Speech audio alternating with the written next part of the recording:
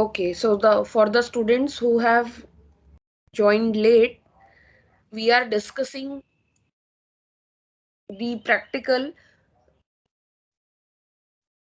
where we determine the quantity of sodium carbonate and sodium bicarbonate in washing soda. Washing soda का formula आपको पता है और उसके अंदर ये भी प्रेजेंट होता है, तो इसलिए उसकी क्वालिटी के बारे में जब हम डिफाइन करना चाहते हैं तो हम ये बताना चाहते हैं कि दोनों कितना क्वांटिटी में है। इसलिए हम सोडियम कार्बोनेट और सोडियम बाइकार्बोनेट को वॉशिंग सोडा के अंदर डिटरमाइन करते हैं। अब क्वेश्चन ये है कि वॉशिंग सोडा के अंदर बाइकार्बोनेट कैसे आ जाता है। Okay, so you can see here that washing soda is synthesized through Solvay process। ये हमने 12th में या 10th में पढ़ा हुआ है।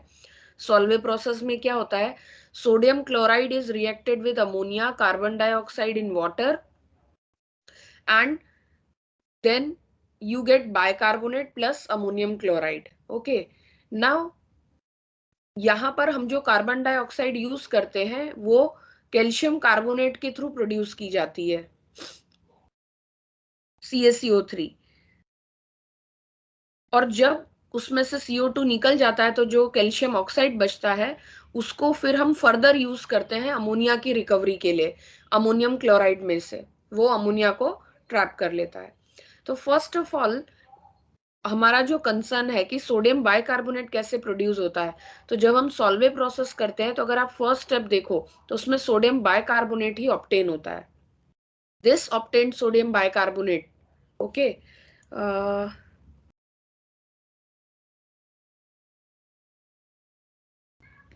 okay, so this obtained sodium bicarbonate, it is further converted to sodium carbonate upon tremendous heating. Continuous heating जब हम इसको देते हैं तो बाइकार्बोनेट से ये सोडियम कार्बोनेट में कन्वर्ट हो जाता है और उसके साथ साथ में H2 और CO2 भी रिलीज होता है। सो it is produced by recrystallisation of sodium carbonate. ये जो सोडियम कार्बोनेट है इसका हम रिक्रिस्टलाइज करते हैं तो साथ में कुछ वाटर मॉलिक्यूल्स भी रहते हैं, ठीक है, रिक्रिस्टलाइजेशन की वजह से। So that is why the final obtain product is Na2CO3.10H2O, but there is always some impurity. तो आपका जो इनिशियल प्रोडक्ट है उसका पूरा कन्वर्जन नहीं हो पाता है, तो वो भी इसके अंदर एज अ इम्प्योरिटी प्रेजेंट रहता है। सो अगर आप देखो तो इनका नेचर कैसा है, बेसिक। तो बेसिक बेस कितना प्रेजेंट है वो हम सिंपल एसिड बेस टाइट्रेशन से यहाँ पे डिटरमाइन कर सकते हैं। तो जो भी वॉशिंग सोडा का सैंपल है वो हम लेने वाले हैं और उसके अंदर जो दो मेन टाइट्रेशन जब हम करेंगे तो पहला उसके अंदर क्या क्या बेस प्रेजेंट है, तो एक है आपका बाइकार्बोनेट और दूसरा है आपका कार्बोनेट। तो दोनों में से जो भी ज्यादा स्ट्रॉन्गर है वो पहले रिएक्ट करेगा, ठीक है, एसिड के साथ and you will get the product. तो फर्स्ट है आपका Na2CO3, ये स्ट्रॉन्गेस्ट है तो ये पहले आपका इक्विलिब्रेट हो जाएगा हाइड्रोक्लोरिक एसिड के साथ में और आपको बाय प्रोडक्ट मिलेगा सोडियम बाइकार्बोनेट। तो आपका Na2CO3 पूरा टोटल कन्वर्ट हो गया, लेकिन ये इसका जो रीडिंग आएगा it is nothing but 2V1। Why 2V1? क्योंकि ये एक और खुद बाइकार्बोनेट भी रिलीज करता है, जो बाइकार्बोनेट जो और सिस्टम के अंदर बाइकार्बोनेट है उसके अंदर और कंट्रीब्यूट कर रहा है, ठीक है। तो इसका रीडिंग इसीलिए 2 टाइम्स होता है, इसको हम 2 टाइम्स लेते हैं कैलकुलेशन में, वो हम कैलकुलेशन में देखते हैं। फिर सेकेंड टाइट्रेशन जब हम करते हैं, टाइट्रेशन कैसे करना है वो भी आगे देखते हैं। आपको दो मैंने इंपॉर्टेंट रिएक्शन इसकी बताई है। नंबर 1, जहां आपका कार्बोनेट पहले रिएक्ट करेगा क्योंकि वो स्ट्रॉन्ग बेस है, फिर आपका सोडियम बाइकार्बोनेट करेगा, ठीक है। तो ultimately there will be the generation of sodium chloride और वो आपके मतलब आपके प्रोडक्ट फॉर्म में रहेगा, वाटर और कार्बन डाइऑक्साइड भी होंगे। तो ये टोटल रिएक्शन हमने इसको लिखा। ओके, तो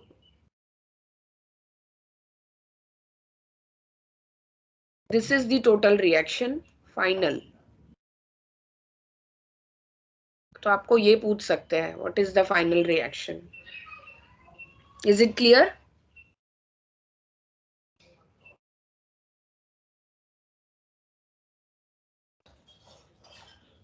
is it clear to everyone? Yes ma'am. और दो इसमें बेस प्रेजेंट है, दोनों का स्ट्रेंथ अलग अलग है बेसिसिटी का, इसलिए ये जब टाइट्रेशन भी परफॉर्म होगा तो दो अलग अलग पीएच पे होगा. तो दो अलग अलग पीएच पे होगा, तो इसीलिए पर्टिकुलर गिवन पीएच पर आपका इंडिकेटर कांस्टेंट अगर मैच करता हो किसी इंडिकेटर का, तो वो इंडिकेटर हम यहाँ पर चूज करते हैं. तो फर्स्ट केस में आप देखोगे फिनोप्थलीन लेते हैं, सेकेंड केस में हम मिथाइल ऑरेंज लेते हैं. These are the two indicators. Methyl orange आपका वर्क करता है 3.1 से लेकर 4.4 के बीच में रेंज में, बिकॉज इसका इंडिकेटर कांस्टेंट यानी जो स्पीशीज जो इंडिकेटिंग स्पीशीज है मिथाइल ऑरेंज की, उसका मैक्सिमम क्वांटिटी इस पीएच के बीच में फॉर्म होता है. सेकेंड है आपका फिनोप्थलीन. फिनोप्थलीन आपका जो स्पीशीज जो आप कह सकते हो जो पॉजिटिव स्पीशीज है, कैटाइनिक स्पीशीज है, जो कलर डेवलप करेगी, जो इंडिकेट करेगी, वो 8.3 पीएच से लेकर 10 पीएच के बीच में एग्जिस्ट करता है और इसका इंडिकेटर कांस्टेंट है 9.3. तो इसलिए हाई पीएच पर हम फिनोप्थलीन चूज करेंगे. हम एसिड बेस टाइट्रेशन करेंगे, strong acid against strong base, तो वहां पर फिनोप्थलीन यूज करेंगे. Suppose this is your phenolphthalein. Okay, now this phenolphthalein, it remains colorless in presence of acid, but at higher pH, at pH higher than 8 or 8.3, what happens? This bond is broken. Okay, and what you get, ये जो आपका जो ये जो ring structure है, मैंने शायद कैटाइनिंग बोल दिया था, I am so sorry, but ये जो आपका रिंग स्ट्रक्चर है ये कलर नहीं देता है, but when this ring is broken, when this O becomes negative, you will get a pink colour और रेड कलर सॉल्यूशन. तो ये स्पीशीज आपका 8 पीएच के ऊपर फॉर्म होता है, इसलिए फिनोप्थलीन को हम चूज करते हैं. So phenolphthalein is an acid base indicator and it remains colorless below pH 8, but after or above pH 8 it turns to dark pink or red. Similar is the case, but this indicator is different, the pH condition is different. This is your methyl orange. Okay, now this is the azo structure. जब methyl orange colour का होता है या yellow colour का होता है तो उसका एजो स्ट्रक्चर होता है, एन डबल बॉन्ड एन होता है. ठीक है, जब बेसिक कंडीशन में रहेगा, लेकिन जैसे ही ये ज्यादा एसिडिक कंडीशन में जाएगा ये N double bond N break होकर के यहाँ पे एच हो जाएगा. ठीक है, और ये यहाँ ट्रांसफर हो जाएगा. तो इसको बोलते हैं क्यूइनॉइड structure. So this quinoid structure is red in color. So that is why at pH 3 or up to 4.4 or between the range it gives red color, क्योंकि ये species quinoid structure acidic condition में ही exist करता है. This is clear to everyone? Yes ma'am. Okay.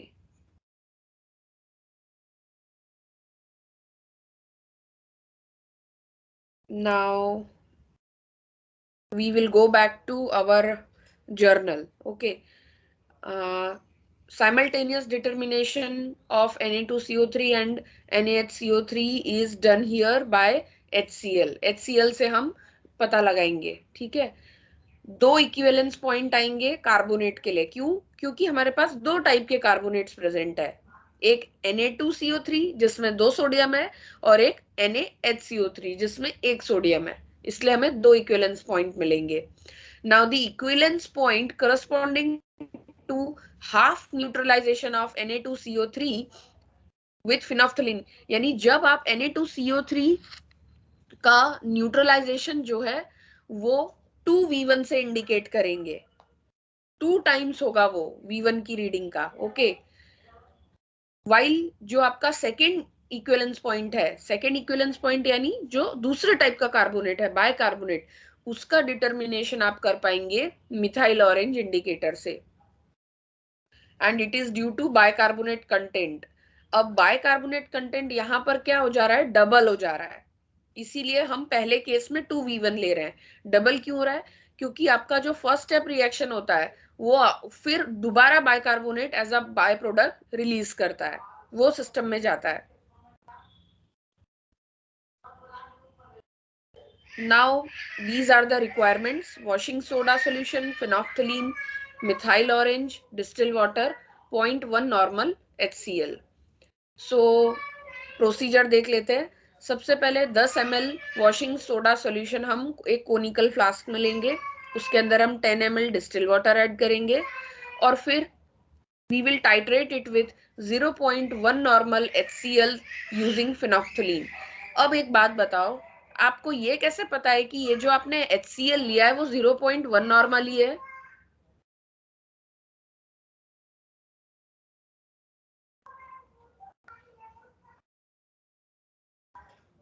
How will you ensure that your HCl is 0.1 normal? Or what will you do if it is somewhat more than 0.1 normal? या उससे कम हो तो normality, क्या करोगे आप?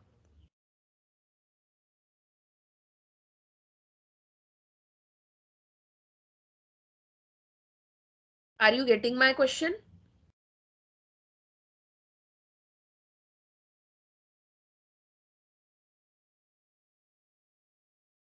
Am I audible to everyone?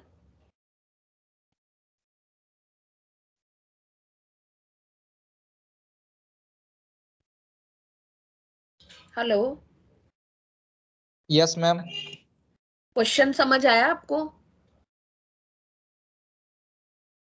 नहीं Yes, आया ma'am. तो ओके गुड। तो क्वेश्चन आपको समझ में आ गया है। अभी आप मुझे आंसर देना चाहते हो कि नहीं देना चाहते हो?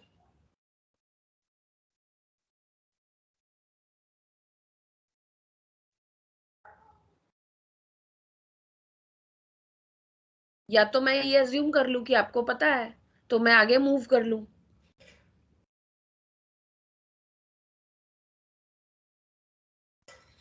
Okay fine.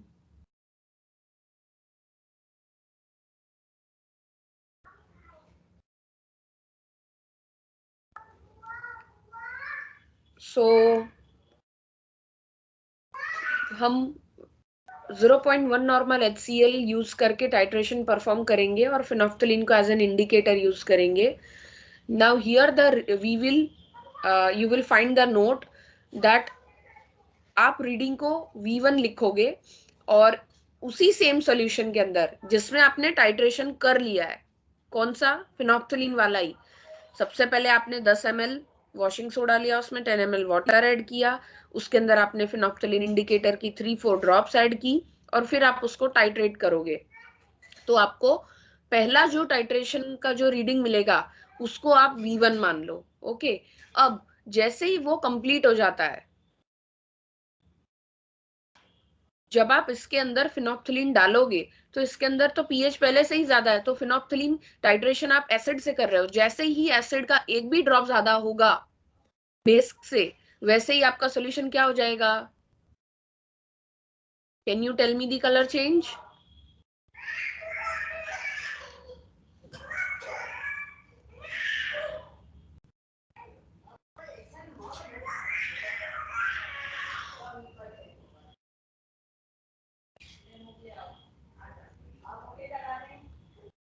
Can you tell me the colour change? I'm colorless. Yes. तो आपको ये पता होना चाहिए कि इस प्रैक्टिकल में कलर चेंज क्या होने वाला है। हमेशा ऐसा नहीं होता है कलरलेस टू पिंकी हो। आपको देखना पड़ेगा आपने बीकर में कितना पीएच लिया है, कौन सा इंडिकेटर लिया है, किससे टाइट्रेट कर रहे हो। तो जब एसिड का एक भी ड्रॉप बेस के कंपैरिजन में ज्यादा होगा आपका सॉल्यूशन कलरलेस हो जाएगा और वो रीडिंग आप नोट कर लोगे। उसके बाद उसी सेम सॉल्यूशन के अंदर आप कुछ ड्रॉप्स मिथाइल ऑरेंज इंडिकेटर की ऐड कर दोगे और उसको आप फिर वापस से टाइट्रेट करोगे 0.1 नॉर्मल HCl से। तो अब जो आपका कलर चेंज होगा that should be from yellow to orange, या अगर ऑरेंज है तो ऑरेंज टू रेड होगा वो।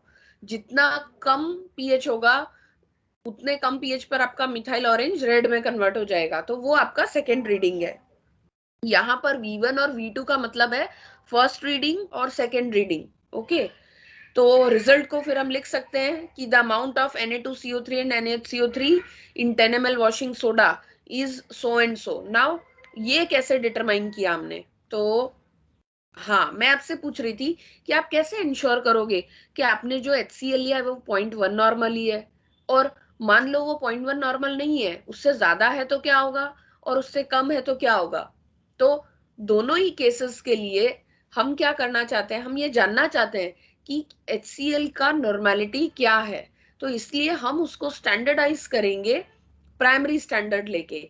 तो यहाँ पर हम 0.1 नॉर्मल NaOH जो कि KHP से स्टैंडर्डाइज्ड है, 0.1 नॉर्मल NaOH आपका प्राइमरी स्टैंडर्ड नहीं है, बट वो स्टैंडर्डाइज किया हुआ है, हमें पता है कि वो 0.1 नॉर्मल NaOH ही है, उसी से हम इसको आगे स्टैंडर्डाइज करते हैं।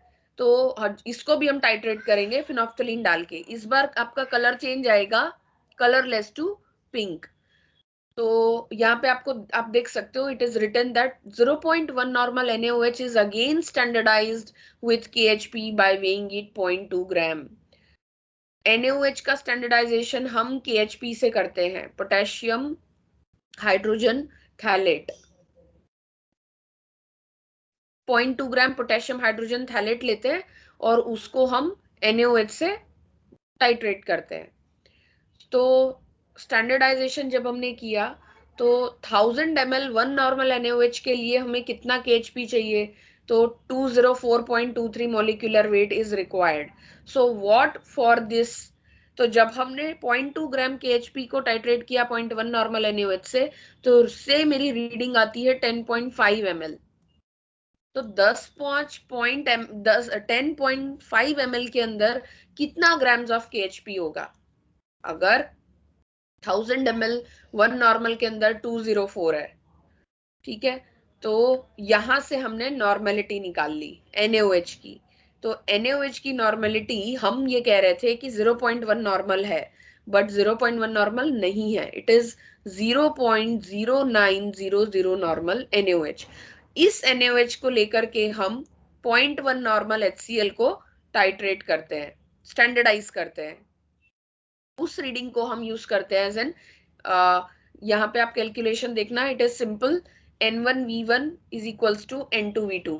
जैसे यहाँ पे आप देख सकते हो 1000 मल्टीप्लाइड बाय 1 मल्टीप्लाइड बाय 0.2, क्योंकि 0.2 के लिए मैं डिटरमाइन करना चाहती हूँ, अगर 1 के लिए इतना तो 0.2 के लिए कितना। तो let's multiply this by 0.2 and at the denominator you will find this molecular weight and your reading. So after standardization of HCl, we found that the normality was 0.1 normal HCl. अगर आपकी नॉर्मेलिटी कुछ और आती है तो आप उसी normality को आगे कैलकुलेशन में यूज करोगे, आप 0.1 नॉर्मल लेके नहीं चलोगे। Are you getting me?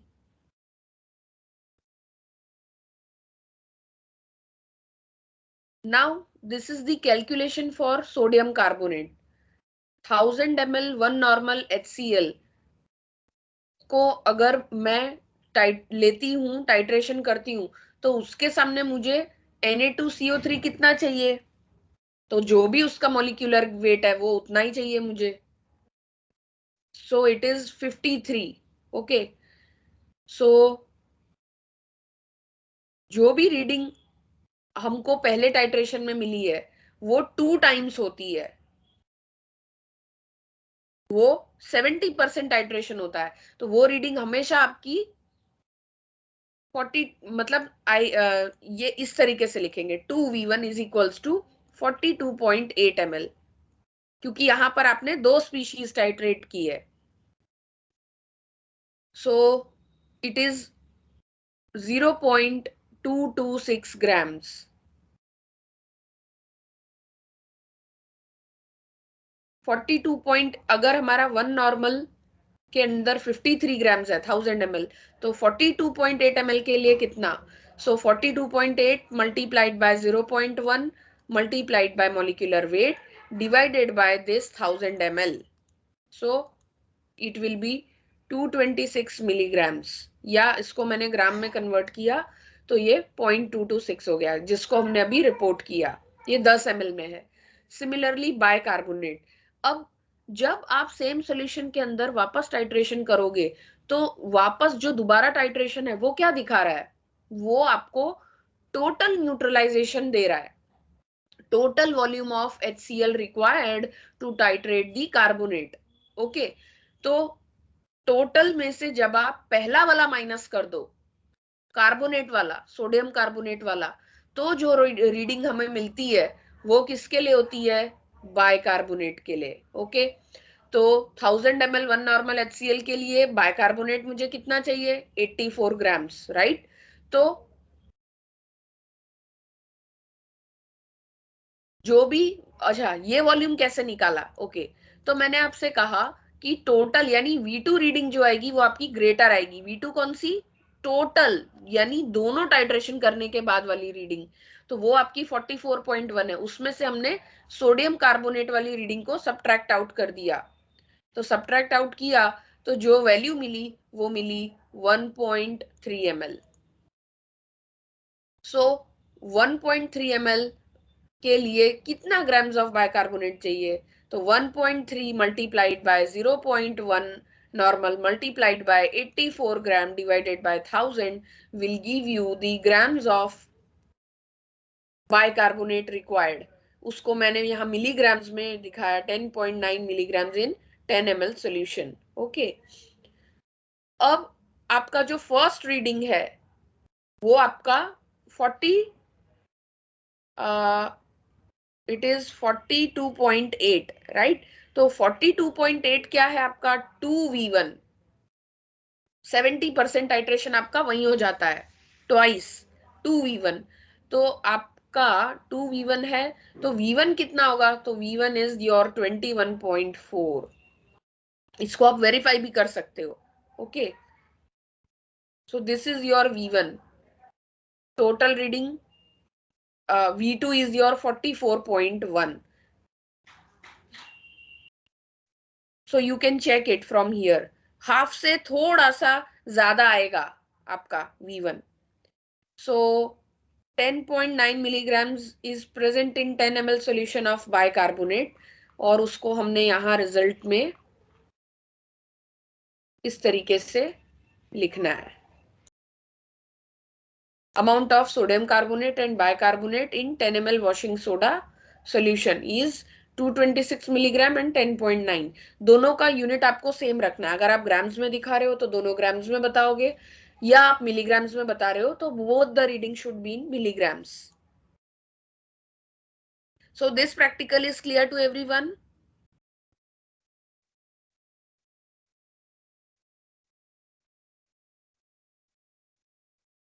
Students, yes ma'am. ये आपको क्लियर हो गया फर्स्ट वाला. तो मैं सेकंड पे मूव करती हूँ.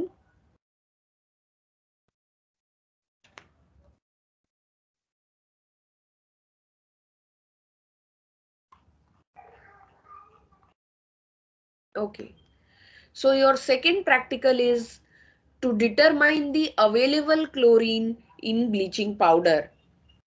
ब्लीचिंग पाउडर का सैंपल आपको गिवन होगा, उसके अंदर आप डिटरमाइन करेंगे कि अवेलेबल क्लोरीन कितना है. ओके, अब क्वेश्चन ये है कि व्हाट इज अवेलेबल क्लोरीन, ऐसा आपको पूछ सकते हैं. Okay, so just a minute.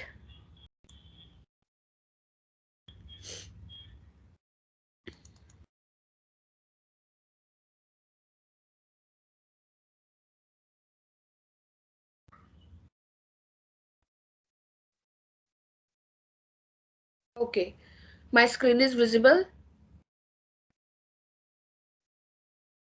Yes, ma'am. Yes ma'am. Yes ma'am. Okay, तो एम को मैं वापस नहीं रिपीट करती हूँ, लेकिन पहले मैं आपको प्रिंसिपल बता देती हूँ, फिर मैं आपको बताऊंगी अवेलेबल क्लोरीन क्या होता है. ठीक है, ये प्रैक्टिकल हम कैसे करेंगे. आपको पता है ब्लीचिंग पाउडर का यूज क्या होता है, ये सब वाइवा में आपको पूछेंगे. हाँ, इसीलिए आपको बताया जा रहा है इसी इंटेंशन से। तो ब्लीचिंग पाउडर को हम कॉमनली यूज करते हैं एज एन डिसइंफेक्टेंट, जहां पर स्विमिंग पूल्स में वाटर क्लीन करने के लिए यूज होता है, डिसइंफेक्ट करने के लिए यूज होता है, माइक्रोब्स को किल करता है, बैक्टीरिया को किल करता है। ओके, तो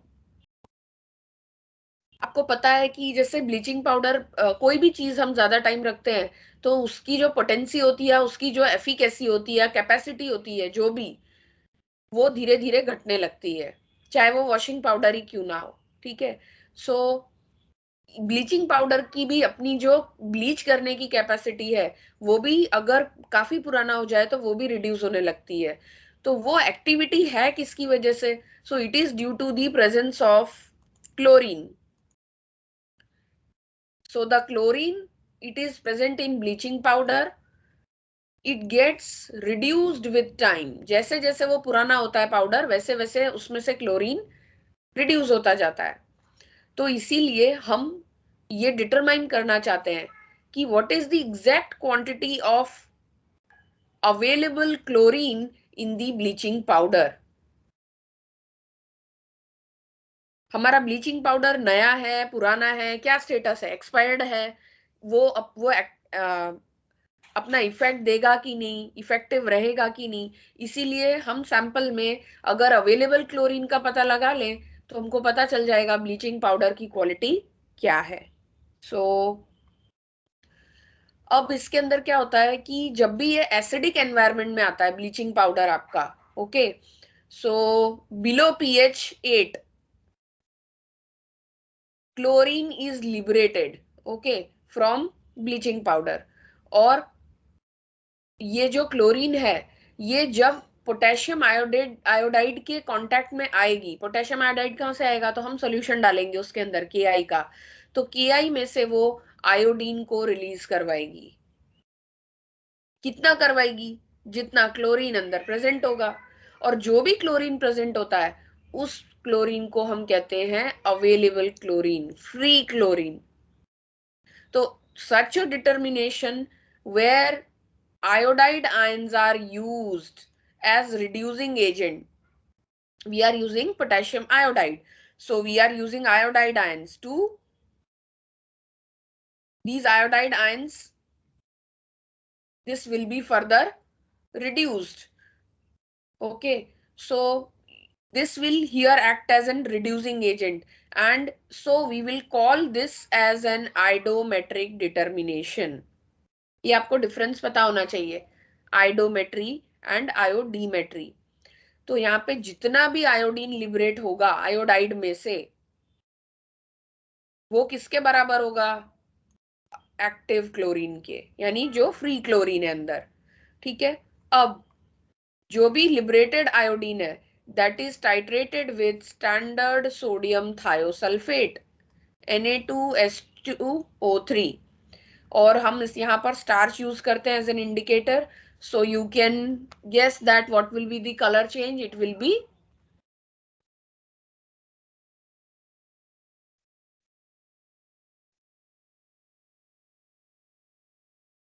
आयोडीन के प्रेजेंस में वो ब्लू रहेगा, so blue to colorless. Now what is a bleaching powder? That can be asked in viva. Okay, so bleaching powder is nothing but chlorinated lime. Okay, and it is a yellowish white powder. It has a smell of chlorine. It is soluble in water.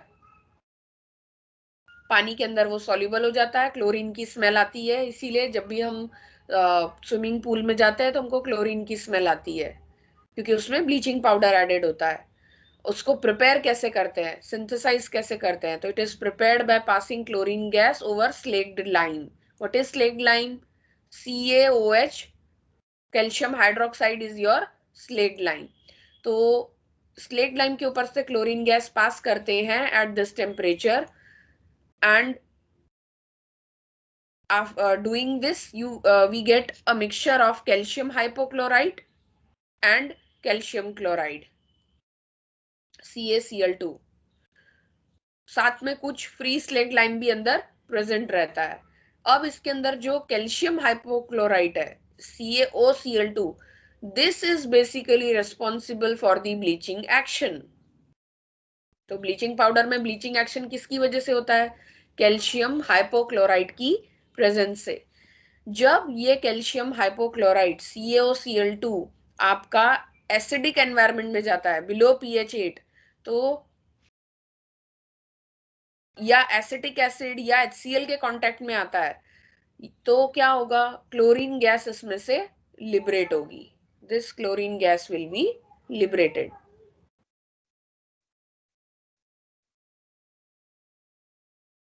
जितनी भी chlorine liberate होगी acid के action से, उस chlorine को कहते हैं available chlorine, active chlorine, free chlorine.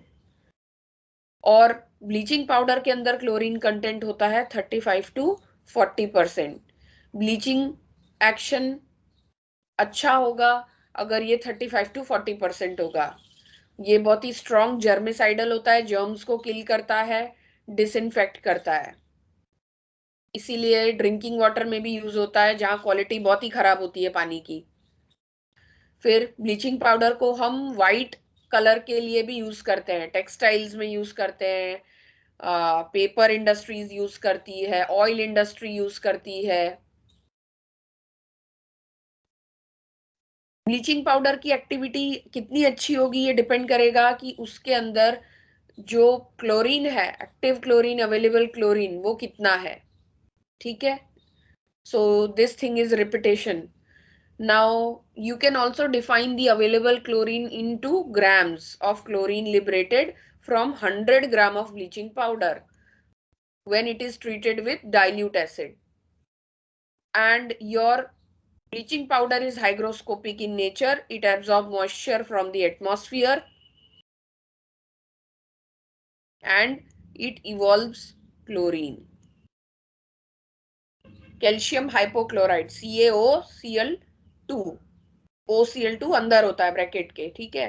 तो वाटर मॉइस्चर एब्जॉर्ब करता है एटमॉस्फेयर से और ये आपका स्लेग लाइन वापस बनाता है और उसमें जितना भी क्लोरीन है वो बाहर निकलता है। ये क्लोरीन माइक्रो ऑर्गेनिजम्स, जर्म्स के साथ इंटरेक्ट करता है और उनको किल करता है या डिसइंफेक्ट करता है। नाउ ड्यू टू दिस डिटोरियोरेशन, अब आप देख सकते हो कि डाइल्यूट एसिडिक मीडियम में कांस्टेंट क्लोरीन गैस निकलती है।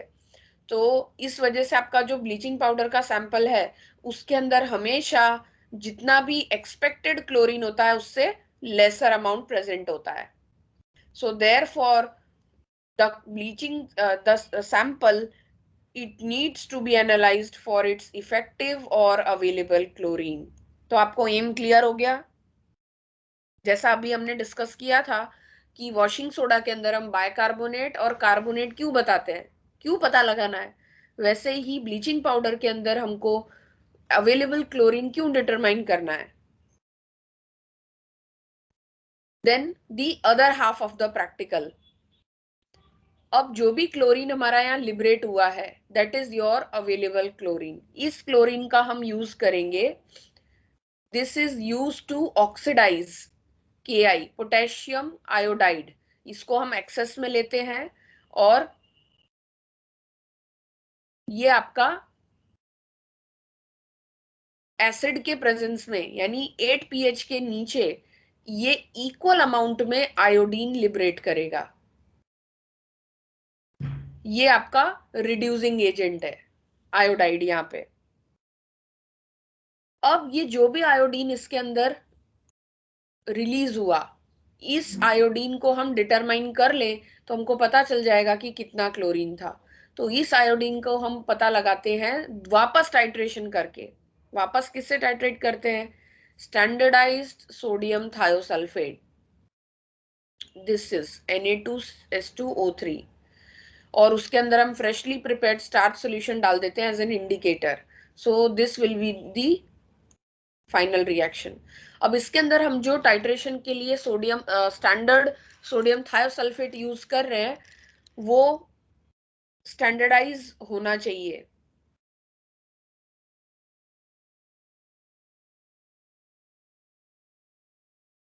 This is the overall reaction between chlorine liberated and Ki and sodium thiosulfate and iodine. ये सेकेंड हाफ है, ये फर्स्ट हाफ है आपका रिएक्शन टाइट्रेशन, ये सेकेंड है। जो भी सैंपल है उसके अंदर आप एक्सेस में KI डाल दोगे, जैसे ही KI डालोगे वो किस में कन्वर्ट हो जाएगा, आयोडीन रिलीज हो जाएगा। वो जो आयोडीन रिलीज हुआ अब उसके उसके अंदर आप टाइट्रेशन करोगे Na2H2O3 से। इसके अंदर हम डाल देते हैं starch as an indicator. So this will be the next reaction. अब ये दोनों को हम देखते हैं total final. So this is the final, this will be cancelled and this will be the final reaction। तो अल्टीमेटली हमने क्या देखा, थायोसल्फेट के सामने कितना क्लोरीन है यूज हो रहा है, इनडायरेक्टली हम वो पता लगा रहे हैं। ओके, सो सोडियम थायोसल्फेट भी स्टैंडर्डाइज होना चाहिए, उसको हम किसी भी प्राइमरी स्टैंडर्ड से टाइट्रेट करके बता सकते हैं, लेकिन उससे भी ज्यादा एसिडिक लेंगे। तो यहाँ पे हमने पोटेशियम डाइक्रोमेट से इसको हम टाइट्रेट करते हैं। Potassium dichromate itself acts as an indicator।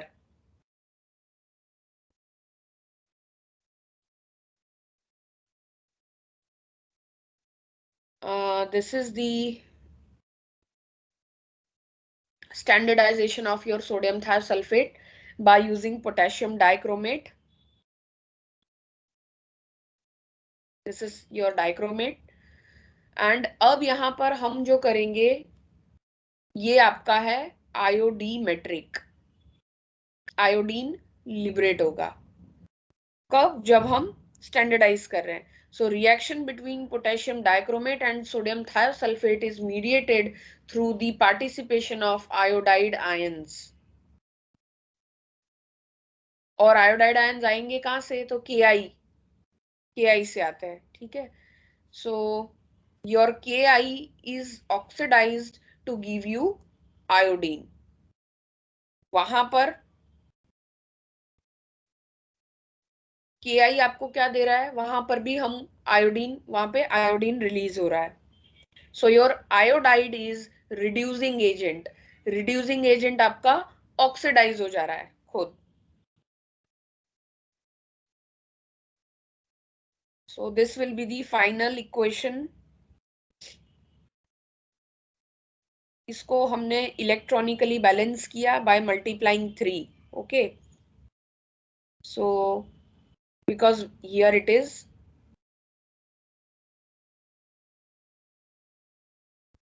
3I2, so this will become 6 और ये सारी स्पीशीज बैलेंस हो गई।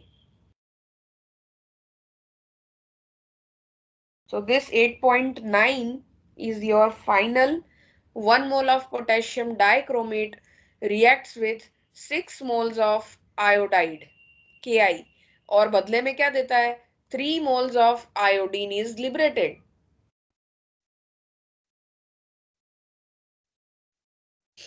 लिबरेटेड आयोडीन जो है आपका, that will react with sodium thiosulphate,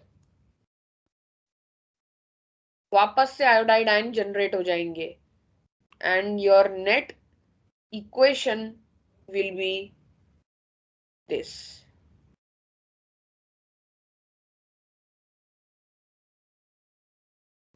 तो यहाँ भी M1V1 is equals to M2V2 करके हम डिटरमाइन कर सकते हैं।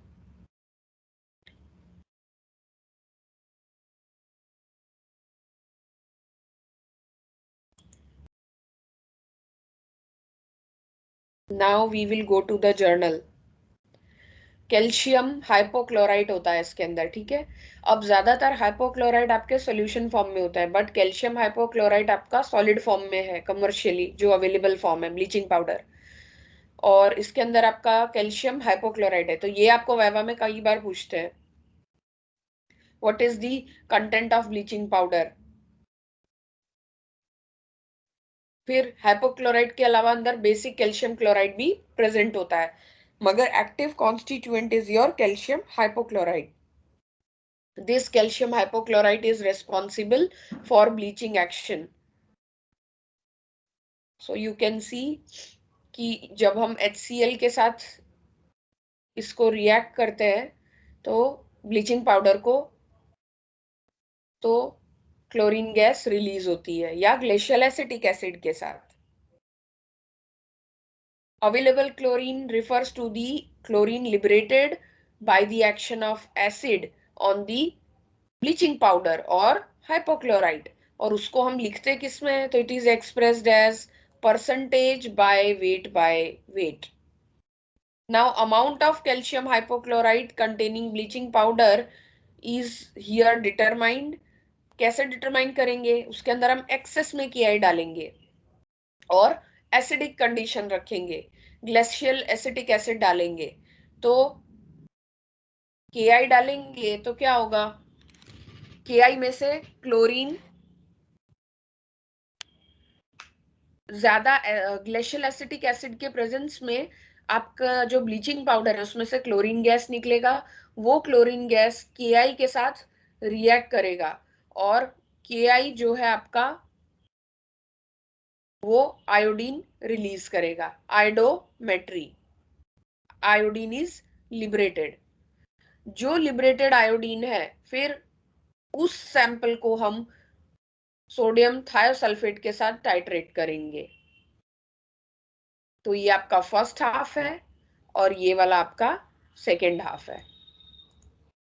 तो जब सोडियम थायोसल्फेट आपके आयोडीन, लिबरेटेड आयोडीन के साथ रिएक्ट करेगा तो वापस what you will gate, iodide. Okay, now in this use of HCl is usually avoided because we have calcium chlorate, तो वो रिएक्ट करता है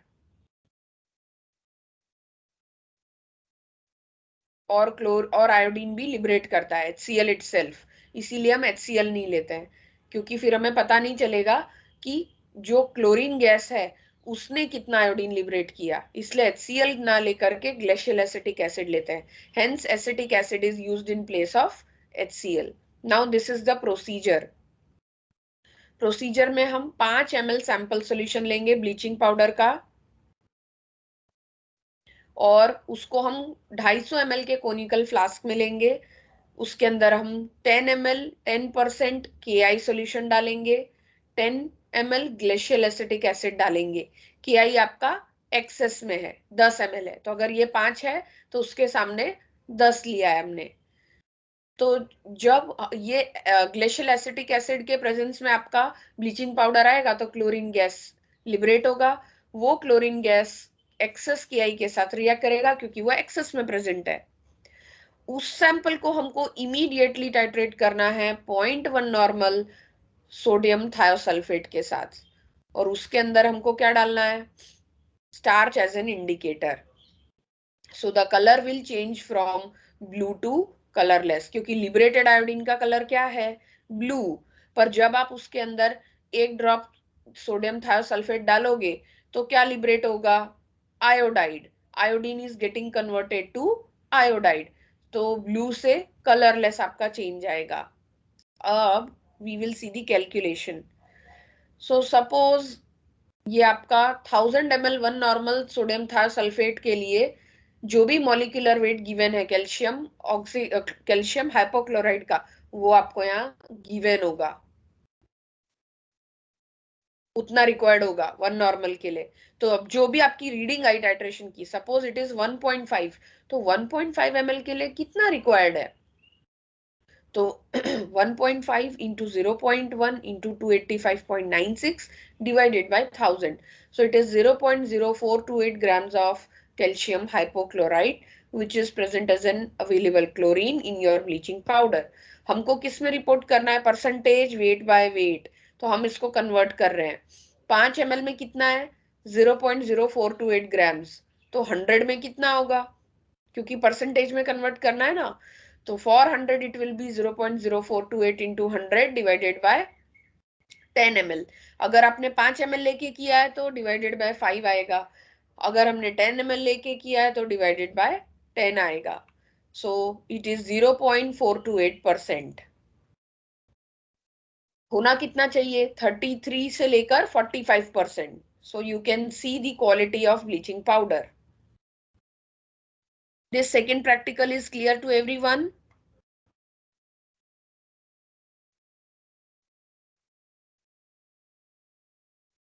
Now this is the result, how you will report. So amount of free chlorine in the given 10 ml of bleaching solution is 0.428%. Second practical clear हो गया आपको?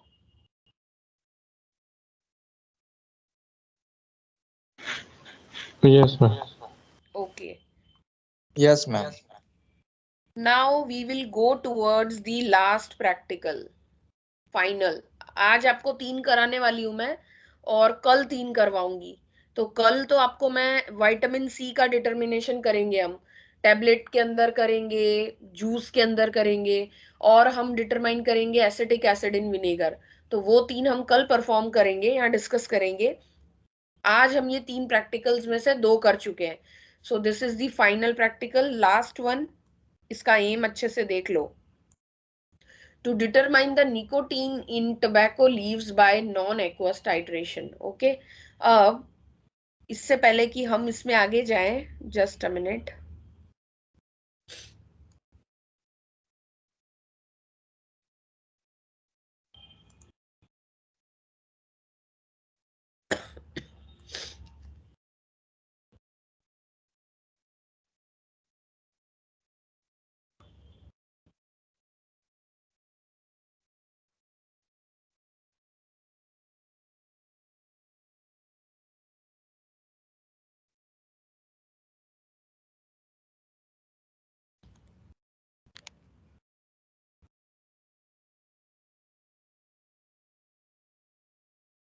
Now just read the aim. Determination of nicotine in tobacco leaves. और नाम क्या दिया हमने? Non aqueous titration. ठीक है, नॉन एक्वस टाइट्रेशन. तो नॉन एक्वस टाइट्रेशन को हम बेसिकली बेसिक सॉल्वेंट में करते हैं. ऐसा जरूरी नहीं है कि बेसिक में ही हो, पर ज्यादातर ऑफन यहाँ पर हम बेसिक नहीं यूज करेंगे, यहाँ पर हम एसिडिक सॉल्वेंट यूज करेंगे. ठीक है, पर often we carry this titration in basic solvent such as ethylene diamine using tetrabutyl ammonium hydroxide. ये हमारा टाइट्रेंट होता है.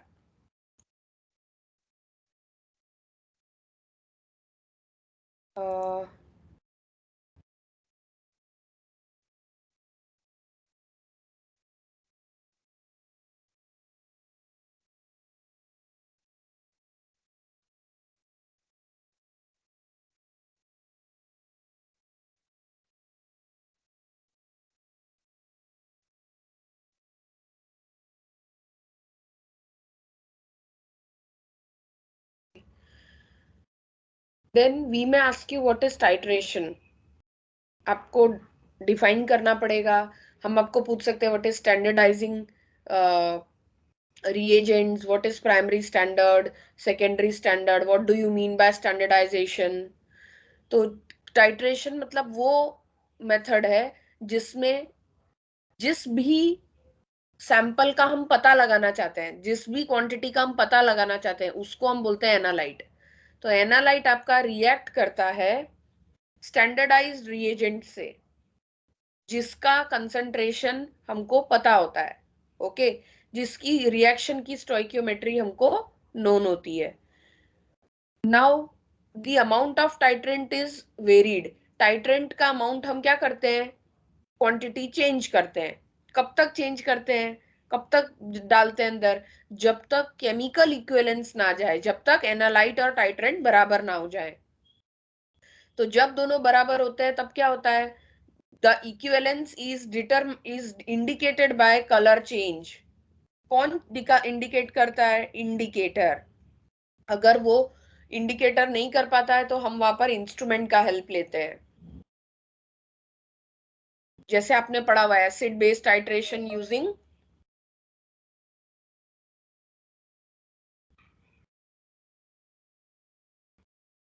एसिड बेस्ड टाइट्रेशन कंडक्टोमेट्री से हमने स्टडी किया हुआ है थ्योरी में, पोटेंशियोमेट्री से स्टडी किया हुआ है.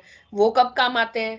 जब हमारा फिजिकल इंडिकेटर काम ना आए. ओके, तो लास्ट लाइंस देखो, the amount of standardised reagent needed to achieve chemical equivalence is related to the amount of analyte present in the sample. This type of comparison is known as titration. It is nothing but chemical comparison. Then titration in non aqueous solvent. Non aqueous अभी हमने acid base titration theory में पढ़े, ठीक है, पर वो तो सारे एक्वस थे. नॉन एक्वस क्यों करना पड़ता है और उसके क्या फायदे हैं और उसका कौन यूज कर सकता है, उसका एप्लीकेशन क्या है. तो सबसे पहले आपको बता दूं, नॉन एक्वस टाइट्रेशन का प्रिंसिपल होता है ब्रॉन्स्टेड लॉरी या Lowry Bronsted theory for acid and base. Okay, now according to this Bronsted Lowry theory, कोई भी एसिड अगर वो डिसोसिएट होता है सॉल्यूशन में और डिसोसिएट होके प्रोटॉन देता है तो उसको हम एसिड बोलेंगे. कोई भी चीज बेस है, अगर वो वाटर के अंदर प्रोटॉन के लिए एफिनिटी रखती है या उसके साथ कंबाइन हो जाती है या HB बनाती है, तो जो भी ऐसा करेगा वो बेस कहलाएगा. ठीक है, तो बेस क्या करता है, कॉन्जुगेट एसिड प्रोड्यूस करता है, और एसिड क्या करता है, कॉन्जुगेट बेस प्रोड्यूस करता है. This is the broadly Brønsted Lowry theory of acid and base. और उसका बहुत ही ज्यादा इंपॉर्टेंस है नॉन एक्वस सॉल्वेंट के अंदर, क्योंकि एक्वस सॉल्वेंट में तो यूज ही होता है एसिड बेस, लेकिन नॉन एक्वस में कैसे यूज होता है वो हम देखते हैं. तो ये आपका अगर एसिड है तो वाटर के अंदर ये डिसोसिएट होना चाहिए, H प्लस एक प्रोटॉन देना चाहिए और B माइनस देना चाहिए. ठीक है, तो ये एक प्रोटॉनिक आयन हो गया और ये आपका कॉन्जुगेट बेस बन गया, तब हम इसको एसिड बोलेंगे. सिमिलरली अगर कोई भी चीज बेस तभी कहलाएगी जब उसको H प्लस के लिए एफिनिटी हो, प्रोटॉन के लिए एफिनिटी हो और वो कॉन्जुगेट एसिड बनाए. ये कंडीशंस को हम ध्यान में रखेंगे और आगे जाते हैं. नॉन एक्वस टाइट्रेशन के एडवांटेज क्या है या किसके लिए हम कर सकते हैं. तो जो भी सब्सटेंस जो क्लियर कट एंड पॉइंट नहीं देते हैं, क्यों नहीं देते हैं, क्योंकि या तो वो वीक एसिड है या तो वो वीक बेस है. ठीक है, तो वीक एसिड और वीक बेस होगा तो वो उसका एंड पॉइंट पुअर क्यों आएगा, कोई बता सकता है.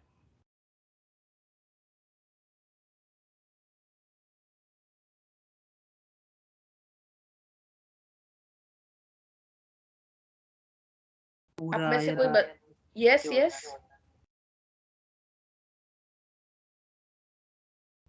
मैं वीक एसिड में कुछ आयन डिसोसिएट हो गए, कुछ आयन डिसोसिएट नहीं हो गए. यस, उसी तरीके से बेस में भी होगा. तो कितना हुआ और कितना नहीं हुआ उसके लिए हमें कोई क्लैरिटी नहीं मिल पाएगी, तो इसीलिए उसका जो एंड पॉइंट होता है ना वो शार्प नहीं आता है. ये हमने थ्योरी में पढ़ा हुआ है. जब भी हम वीक एसिड या वीक बेस का टाइट्रेशन करते थे, कर्व मिलता था. ठीक है, उसका सॉल्यूशन हमने निकाला था वो बात और है, लेकिन वो इंस्ट्रूमेंटल था. लेकिन अगर मेरे पास इंस्ट्रूमेंट नहीं है और मुझे टाइट्रेशन ही करना है, तब मेरे पास ऑप्शन क्या है कि मैं उस टाइट्रेशन को एक्वस मीडियम में ना करूं, नॉन एक्वस में करूं. तो I will get more satisfactory and point in comparison two aqueous media. दूसरा, अगर आपका जो सब्सटेंस है वो वाटर सॉल्युबल नहीं है, तो अगर वाटर सॉल्युबल ही नहीं है तो आप उसको टाइट्रेट कैसे करोगे, उसकी कुछ सॉल्युबिलिटी तो होनी चाहिए ना. तो अच्छी बात यह है कि वाटर सॉल्युबल नहीं है तो आप उसका एक्वस टाइट्रेशन कर ही नहीं सकते हो. तो आपको कंपल्सरीली आपको ऑर्गेनिक सॉल्वेंट लेना पड़ेगा जिसमें कि वो सॉल्युबल है, और फिर आप जो टाइट्रेशन करोगे तो वो नॉन एक्वस टाइट्रेशन कंफर्म होगा. So these are the two cases जहां पर हमको नॉन एक्वस टाइट्रेशन का एडवांटेज मिलता है. अब कोई भी सब्सटेंस सॉल्वेंट के अंदर एसिड फॉर्म में रहेगा, बिहेव करेगा या बेस फॉर्म में, ये किस पर डिपेंड करेगा. तो ये डिपेंड करेगा कि वो किस तरीके के सॉल्वेंट सिस्टम में है, उसका नेचर कैसा है. ठीक है, तो I will give 4 classification of non aqueous solvent, और उसका 4 टाइप्स है. तो aprotic solvent, protophilic, protogenic, amphi protic. Aprotic यानी न्यूट्रल रहता है, उसमें प्रोटॉन नहीं होगा, वो न्यूट्रल मीडियम देगा, किसी तरीके का कोई रिएक्शन नहीं होगा। प्रोटोफिलिक जिसको प्रोटॉन के लिए एफिनिटी हो, लव हो। प्रोटोजेनिक जिसको जो प्रोटॉन डोनेट करता हो, ठीक है, ऐसा सॉल्वेंट। और एम्फीप्रोटिक मतलब दोनों टाइप का नेचर। तो हम ये जो प्रैक्टिकल कर रहे हैं ना, यहाँ पे हम एम्फीप्रोटिक सॉल्वेंट यूज करने वाले हैं। ये आपको मैंने बेसिक बताया नॉन एक्वस सॉल्वेंट्स का। You can see here aprotic solvent includes those substance which are chemically neutral, unreactive under the conditions employed, यानी जहां भी आप उसको यूज करो वहां वो अनरिएक्टिव रहेंगे। फॉर एग्जाम्पल CCl4 बेंजीन, उसका डाइलेक्ट्रिक कांस्टेंट भी कम होता है, इसलिए वो आयनाइजेशन भी होने नहीं देता है सोल्यूट का, ठीक है। तो इसीलिए जब आयनाइजेशन ही नहीं होगा तो किसी भी तरीके का कोई भी रिएक्शन होने के चांसेस बहुत ही कम हो जाते हैं। अच्छा, इसीलिए हम एप्रोटिक सॉल्वेंट का यूज कहाँ करते हैं? To dilute the reaction mixtures so that there is no interaction of any intermediate. They should not take part in the overall process. Second is your protophilic. Protophilic जिसको proton के लिए affinity हो, तो जैसे substance like ammonia, liquid ammonia, amines, ketones, उसको proton के लिए बहुत हाई एफिनिटी होगी, तो उसको ओवरऑल अगर हम रिएक्शन आप देखो तो इस तरीके से होगा। ये आपका प्रोटोफिलिक सॉल्वेंट है S। अब ये क्या करेगा? H+ को ले लेगा, क्यों? क्योंकि उसको एफिनिटी है प्रोटॉन के लिए। Now this equilibrium in this reversible reaction will be influenced by nature of the acid. अभी आपका conjugate acid जो बना ये किस टाइप का है सॉल्वेंट के अंदर, उस पर डिपेंड करेगा कि इक्विलिब्रियम लेफ्ट शिफ्ट होगा कि राइट होगा। ज्यादातर weak acids are normally used in presence of strongly protophilic solvent. अगर आपको वीक एसिड का टाइट्रेशन करना है तो हम स्ट्रॉन्ग प्रोटोफिलिक सॉल्वेंट लेते हैं, ताकि उनका जो वीक एसिड है उसका एसिडिक स्ट्रेंथ एनहांस हो जाए और वो अपने आप को स्ट्रॉन्ग एसिड की तरह फील करने लगे। तो जब एक वीक एसिड अपने आप को स्ट्रॉन्ग एसिड फील करने लगता है, उसके कंपैरेबल फील करने लगता है, तो इस इफेक्ट को हम बोलते हैं लेवलिंग इफेक्ट। थर्ड है आपका प्रोटोजेनिक। प्रोटोजेनिक जो होता है वो एसिडिक इन नेचर होते हैं, वो प्रोटॉन्स को डोनेट करते हैं, जैसे कि हाइड्रोजन फ्लोराइड, सल्फ्यूरिक एसिड, वो इस कैटेगरी में फॉल करते हैं। इनका स्ट्रेंथ बहुत ही हाई होता है और इसीलिए they can donate protons. By donating proton they are enhancing the strength of the weak base. हम इसको देखेंगे कैसे। फिर है आपका एम्फीप्रोटिक, हम एम्फीप्रोटिक ही डिस्कस करने वाले हैं। सो एम्फीप्रोटिक सॉल्वेंट में लिक्विड आता है जैसे कि वाटर, वैसे हम वाटर यूज नहीं करेंगे यहाँ क्योंकि ये नॉन एक्वस है। तो अल्कोहल, वीक ऑर्गेनिक एसिड जो कि स्लाइटली आयोनाइज हो सकते हैं। They combine both protogenic and protophilic property. Donate भी कर सकते हैं, एक्सेप्ट भी कर सकते हैं, जैसा भी सिचुएशन हो अकॉर्डिंगली दे कैन एक्ट। जैसे यहाँ पे आपको एसिटिक एसिड डिस्प्ले किया है। अब यूजुअल प्रॉपर्टी क्या होती है एसिडिक एसिड की, कि एसिटिक एसिड इस तरीके से डिसोसिएट होता है, ठीक है। लेकिन अगर मैं यहाँ पर परक्लोरिक एसिड ले लूं, टाइट्रेशन करने के लिए परक्लोरिक एसिड ले लूं, तो परक्लोरिक एसिड लूंगी जैसे ही, तो क्या होगा? Acetic acid plus perchloric acid, ये H तुरंत इसको दे देगा क्योंकि ये बहुत ही स्ट्रॉन्गर एसिड है इन कंपैरिजन टू एसिटिक। तो एसिटिक एसिड को प्रोटॉन एक्सेप्ट ही करना पड़ेगा, और एक्सेप्ट करके ये जो आयनिक, ये जो कॉन्जुगेट बेस आपका बना है, this is your conjugate base, okay. This so ये बेस आपका अंदर जो भी वीक एसिड पड़ा है उसके साथ रिएक्ट कर लेगा, ओके। तो जो भी आपका बेस है उसकी बेसिक प्रॉपर्टी को आपने क्या कर दिया? एनहांस कर दिया, ठीक है। और फिर हम वीक बेस का टाइट्रेशन परक्लोरिक एसिड से कर सकते हैं, और ये परफॉर्म करने के लिए हम as a solvent acetic acid को ही चूज करते हैं। नाउ स्ट्रॉन्गली प्रोटोफिलिक सॉल्वेंट लें, अगर प्रोटोफिलिक मतलब प्रोटॉन के लिए जिसको एफिनिटी हो यानी बेसिक, ठीक है। तो आपका जो इक्विलिब्रियम है it will be forced towards the right side. Just a minute, this is your C. तो अगर S आपका बहुत स्ट्रॉन्ग है तो राइट साइड में जाएगा. This is common sense.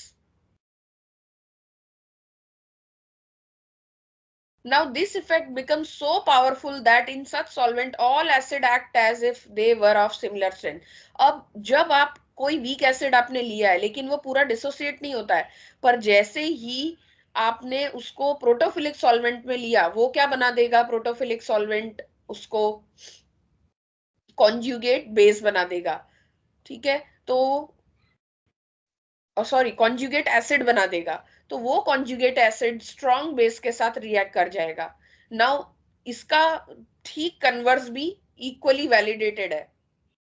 Strongly protogenic solvent ले लें अगर हम, तो हम वीक बेस को रिएक्ट कर सकते हैं स्ट्रॉन्ग एसिड के साथ. सो this is the application. Non aqueous titration can be used to quantify the mixture of primary, secondary, tertiary amines for studying sulfonamides, mixture of purines, and for many other organic amino compounds and salts of organic acids. अब हम इसका application कहाँ ले रहे हैं? तो आपको M तो आपने पढ़ लिया है. निकोटीन का डिटर्मिनेशन करने वाले हैं हम टबैको लीव में से. ओके, तो first of all we will see some facts. Nicotine आपका जो टबैको लीव होता है उसका अगर ड्राई वेट हम करें तो उसमें 0.6 से 3% तक निकोटीन प्रेजेंट होता है. सेकेंड, निकोटीन आपका सिर्फ टबैको में ही नहीं होता है. जो सोलानेसी फैमिली के जो प्लांट्स होते हैं जैसे कि पोटैटोज और रेड पेपर्स और टमेटोज और ब्रिंजल्स या एग प्लांट्स, तो उसके अंदर भी पार्ट्स पर बिलियन में इसका कंसंट्रेशन होता है. फिर निकोटीन फंक्शन कैसे करता है? तो निकोटीन का जो आप कह सकते हो जो एविडेंटली जो हमने यूज किया है वो आज तक एंटी हार्बिवोर केमिकल के तरीके से यूज किया है. मतलब एज एन इंसेक्टिसाइड यूज हुआ है वो. उसके हमने बहुत से इंसेक्टिसाइड्स बनाए जैसे निकोटिनॉइड्स, इमिडाक्लोप्रिड. ये बहुत ही इफेक्टिव इंसेक्टिसाइड्स हैं जो निकोटीन से बनते हैं. But nicotine is a naturally produced nitrogenous alkaloid of nightshade family of plants. जैसे टबैको में बहुत ही प्रचुर मात्रा में पाया जाता है. ड्यूबोइसिया होपवुडी ये एक स्पीशीज है प्लांट का. अच्छा, ये प्लांट्स में से इसका यूज हम उसका कोई एविडेंस नहीं है. मतलब बहुत सारे इसके पीछे बहुत सारे एजम्पशंस हैं कि एफिशिएंसी बढ़ जाती है, कंसंट्रेशन बढ़ जाता है, क्योंकि ये आपके ऐसे केमिकल्स प्रोड्यूस करता है जो आपको गुड फील कराते हैं. बहुत सारे डोपामिन्स और बहुत सारे केमिकल्स ये प्रोड्यूस करता है जो न्यूरॉन्स के साथ इंटरेक्ट कर सकते हैं. ठीक है, लेकिन बहुत ज्यादा अमाउंट में हो जाए, फॉर एग्जाम्पल 100 मिलीग्राम, तब जाकर के ये न्यूरोटॉक्सिक हो जाता है क्योंकि ये न्यूरॉन्स को रिलीज करता है बहुत सारे. तो इनिशियली कम अमाउंट में होगा तो आपका कंसंट्रेशन बढ़ेगा, आपका फोकस अच्छा होगा, you will feel free of anxiety. ठीक है, आपको अच्छा लगेगा. तो इसीलिए इसका यूज हम रिक्रिएशन के लिए करते हैं, एज एन स्टिमुलेंट करते हैं, as an anxiolytic drug use करते हैं. पर होता उल्टा ही है. निकोटीन के अंदर जो कंटेंट है निकोटीन, ये आपको एडिक्ट बना देता है. Okay, so nicotine basically acts as an receptor agonist. ये बाइंड करता है निकोटिनिक एसिटाइल कोलिन रिसेप्टर्स के साथ और बाइंड करने पर ये डोपामीन्स रिलीज करता है, feel good hormone. So that is why it is taken as an stimulant and anxiolytic. फिर निकोटीन अपने आप में it is very highly addictive. इसके विड्रॉल सिम्टम्स आते हैं, इसको छोड़ पाना बहुत मुश्किल होता है. इसीलिए इसका यूज अगर हम एज अ ड्रग करें भी तो स्लो रिलीज फॉर्म में करना चाहिए, बहुत ज्यादा एक साथ रिलीज नहीं करना चाहिए. This is a pharmaceutical dosage form, slow release. फिर निकोटीन वैसे तो कार्सिनोजेनिक मिलने के चांसेस एविडेंसेस नहीं है, but it has been reported as an teratogenic agent in human. के अंदर कार्सिनोजेनिक नहीं मिला है, एनिमल्स में मिला है. लेकिन ह्यूमंस के अंदर टेरेटोजेनिक एजेंट है, यानी फीटस अगर होगा तो फीटस के अंदर ये जो ट्रिपल बी मेम्ब्रेन्स होते हैं, ब्लड ब्रेन बैरियर्स, उसको क्रॉस करके फीटस के अंदर ये जा सकता है और फीटस को ये अफेक्ट कर सकता है। सो इट इज टेरेटोजेनिक और ये 100 मिलीग्राम्स में न्यूरोटॉक्सिक हो जाता है। So these are some facts about nicotine. This is the structure of nicotine. You can see it is a nitrogenous alkaloid. अब टबैको के अंदर बहुत सारे अल्कलॉइड और डेरिवेटिव्स पाए जाते हैं, लेकिन सबसे ज्यादा अमाउंट में जो रहता है तो वो है निकोटीन, जो कि 90% होता है, and the other one is nor nicotine which is 8 to 9%। उसके अंदर और दूसरे भी अल्कलॉइड्स हो सकते हैं 1 से 2% के अंदर, पर क्योंकि वो बहुत ही कम अमाउंट में, इसलिए हम मेजर कैलकुलेशन अल्कलॉइड का करते हैं टबैको में, तो उसको हम निकोटीन ही कंसिडर करते हैं। तो दोनों का अगर आप देखो डिसोसिएशन कांस्टेंट, तो you can see that these are very weak base. तो ग्लेशियल एसिटिक एसिड हम यहाँ पर एज अ सॉल्वेंट लेते हैं, और दोनों नाइट्रोजन, दोनों alkaloids nicotine and nor nicotine, वो एसिटिक एसिड के अंदर उनका जो बेसिसिटी है वो एनहांस हो जाता है, और उसको हम परक्लोरिक एसिड के साथ टाइट्रेट करते हैं। सो while the titration, this is ये एसिटिक एसिड है, उसके साथ आपका ये बेसिसिटी उसका एनहांस होता है इस तरीके से। ठीक है, now the titration really determines the total alkaloid content, which is nothing but, as a customary, we report it in terms of nicotine as a major factor, which is about 90%. तो आपको पूछ सकते हैं वाइवा में, what is labelling effect? Okay, तो labelling effect में क्या होता है, अगर आप पानी ले लो, पानी किस में डिसोसिएट हो सकता है अगर हो तो एक तो वो हाइड्रोनियम बनाता है H3O+, या वो हाइड्रोक्साइड बनाता है। लेकिन अगर पानी के साथ हम पानी से भी ज्यादा स्ट्रॉन्ग एसिड डाल दें तो क्या होगा, स्ट्रॉन्ग एसिड पानी के अंदर जाएगा तो हाइड्रोनियम आयन बनाएगा जो कि वाटर में डिसॉल्व रहेंगे, और अगर हम स्ट्रॉन्ग बेस डाल दें तो क्या होगा, वो हाइड्रोक्साइड फॉर्म में वाटर के अंदर डिसॉल्व रहेगा, और वो डीप्रोटोनेट होकर के बनाएगा OH- फॉर्म। ओके, तो स्ट्रॉन्ग एसिड ले लो या स्ट्रॉन्ग बेस, लेवलिंग इफेक्ट की वजह से पानी के अंदर वो अगर एसिड होगा तो वो हाइड्रोनियम से ज्यादा एसिडिक नहीं हो पाएगा, और बेस रहेगा तो वो हाइड्रोक्साइड से ज्यादा बेसिक नहीं हो सकता, यानी कितना भी ज्यादा वो एसिडिक हो पानी से, पर वो तो कितना मेजर कर सकता है अपने आप को, H3O+ हाइड्रोनियम के इक्विवेलेंट। सिमिलरली कितना भी स्ट्रॉन्ग बेस हो, पर वाटर के अंदर वो क्या फील करेगा, मैक्सिमम बेसिसिटी हाइड्रोक्साइड की OH-। Okay, so because of this levelling, because of this labelling effect, कौन सा, कि जिसके अंदर वाटर अगर है तो उसमें हमें स्ट्रॉन्ग एसिड और स्ट्रॉन्ग बेस वो अलग से कंपेयर ही नहीं कर पा रहे, वो इक्विवेलेंट हो जा रहे हैं हाइड्रोनियम और हाइड्रोक्साइड के रेस्पेक्टिवली। तो इसलिए हम परक्लोरिक एसिड सपोज लेते हैं या HCl लेते हैं, तो they will behave as a same acid strength. पानी में अगर हम ये दोनों ले लें तो वो ऐसा बिहेव करेंगे कि दोनों का एसिडिटी सेम है, बट क्यों, क्योंकि आप ये देख सकते हो HClO4 + H2O मैक्सिमम क्या रिलीज होगा ज्यादा से ज्यादा, जो कि एसिडिक है, प्रोटॉन वाला है H3O+। वही सेम केस HCl में भी होगा, इससे ज्यादा तो कुछ होगा नहीं कि जिसके बेसिस पे हम ये कह सके कि HClO4 ज्यादा एसिडिक है या HCl। तो इस इफेक्ट को हम बोलते हैं लेवल्ड इफेक्ट, यानी एक ऐसा लेवल आ जाए जहां पर दोनों सेम लगते हो।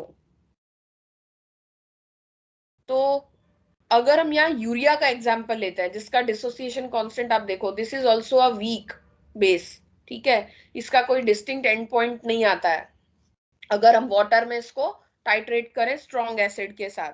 तो अगर वाटर में हम इसको टाइट्रेट करते हैं, ठीक है, ये हमने titration with HClO4 in H2O, तो क्या होगा, HClO4 तो कैसे एक्ट करेगा पानी में, H3O+ बन के, तो B का क्या हो जाएगा, BH+ plus H2O, end point can not be recognised. क्यों, क्योंकि इक्विलिब्रियम कांस्टेंट जो है इस टाइट्रेशन रिएक्शन का वो ज्यादा बड़ा नहीं है।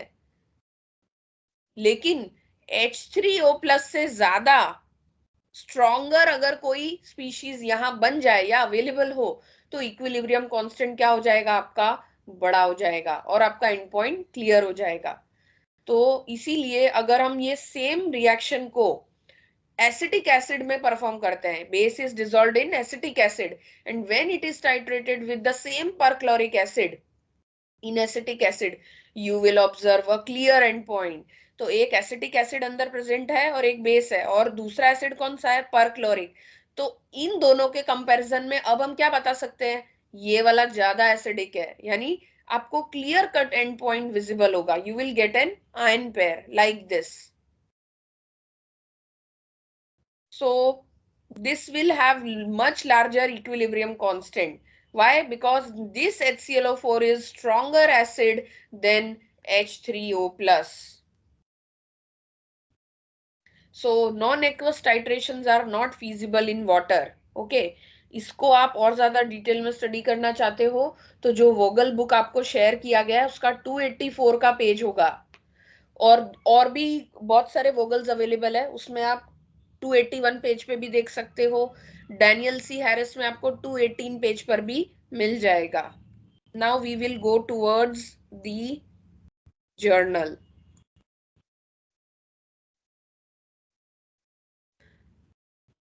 So in non-aqueous titration what we are doing, we are enhancing the strength of weak acid or weak base by changing the solvent. Okay, so some acid or base which are too weak to be titrated in aqueous media because the concentration of H plus ion or OH minus ion is less than 10 raised to power minus 7 molar, क्योंकि diluted है, weak है, तो in such cases we can choose suitable solvent so that they can be allowed for titration. So we can have non-aqueous system or media.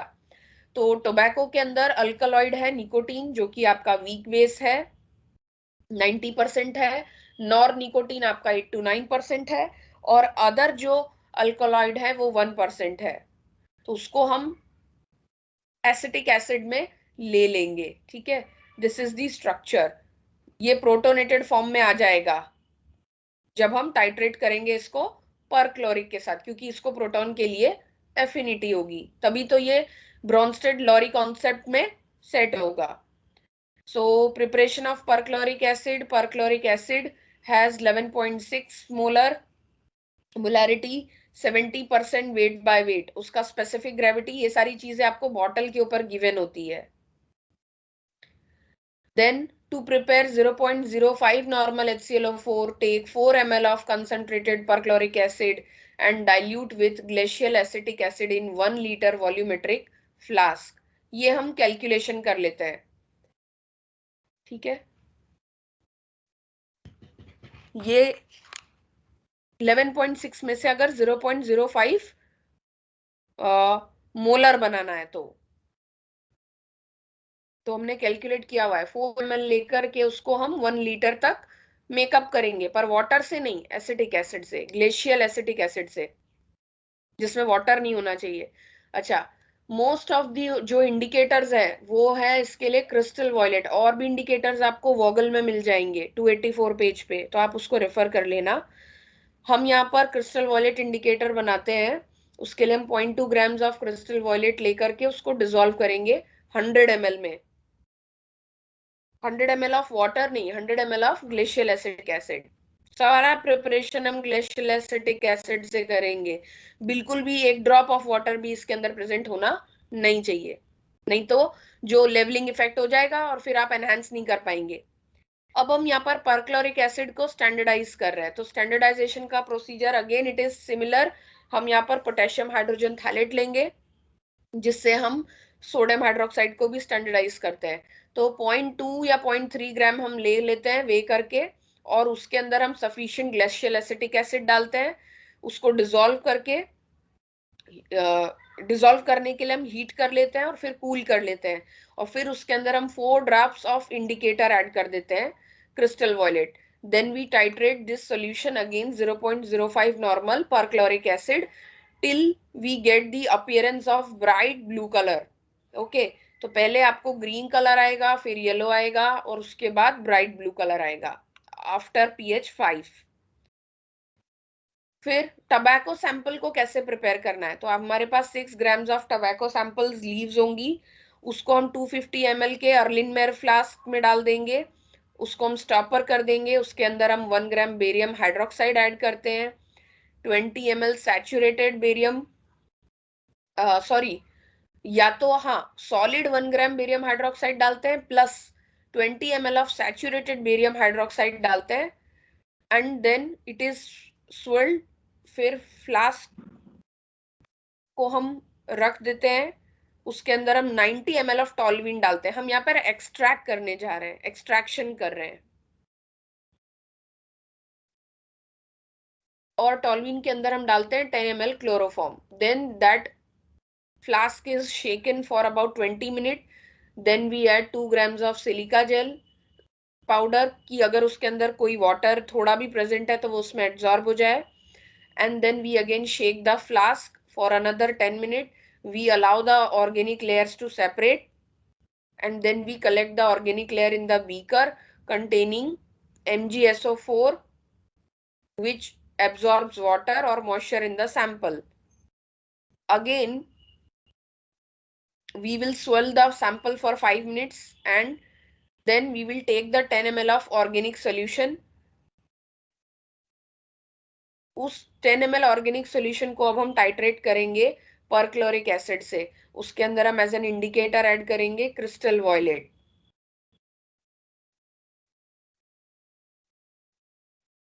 Now these are the calculation standardisation for perchloric acid. Okay, तो जब हमने titrate किया इसको potassium hydrogen phthalate से, तो हमारा reading आया 25.7 ml. Okay, तो now suppose for 1000 ml 1 normal HClO4 we need this much molecular weight or this much gram of potassium hydrogen thalate.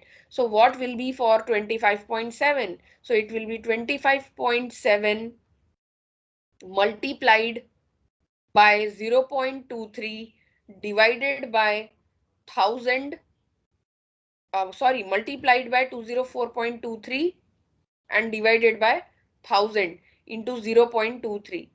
So this will be around 0.0438 normal perchloric acid.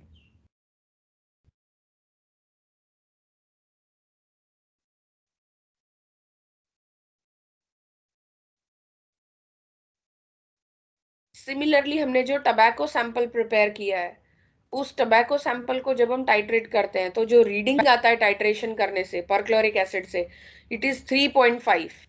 तो अगर 1000 ml 1 normal perchloric acid के लिए हमें 81.3 gram of nicotine चाहिए, nicotine का molecular weight है, ठीक है, 1 नॉर्मल के सामने इतना चाहिए, तो 3.5 के लिए कितना, तो 3.5 into 81.3 into 0.0438 divided by 1000. So this is 0.012 grams of nicotine is required for 7.40 ml. हमने 10 लिया था शायद, तो हम यहाँ 10 लिखेंगे.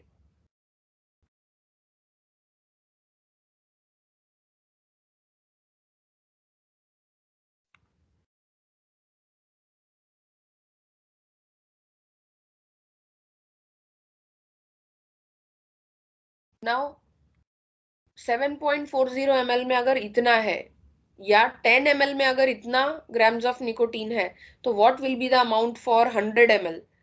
तो after calculation this will B 100 into 0.012 divided by 7.4, that is 0.16 of grams. Okay, तो 6 ग्राम अगर हम लेते हैं, क्यों 6 ग्राम, क्योंकि ड्राइड लीव्स हमने 6 ग्राम ली है, तो 6 ग्राम में इतना निकोटीन है, तो 100 में कितना होगा? सो this will now appear in terms of percentage. So here it is 2.6% of nicotine which is present in 100 grams of nicotine. So you will report it like this.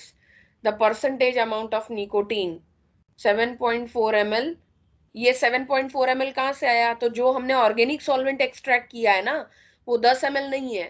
क्यों? क्योंकि उसमें से पानी जो था वो एब्जॉर्ब हो गया है. तो अब आपके पास जो ml आएगा ना, वही आपको लेना है. सो दिस इज 7.4 ml. तो 7.4 ml में आपने यहाँ पर कैलकुलेट किया है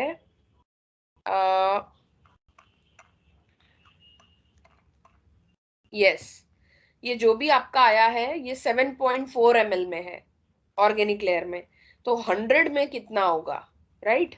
तो 100 में आपका 0.16 ग्राम है. तो आप वो भी रिपीट कर सकते हो और परसेंटेज भी कर सकते हो. तो यहाँ पे हमने we have reported in terms of percentage. So here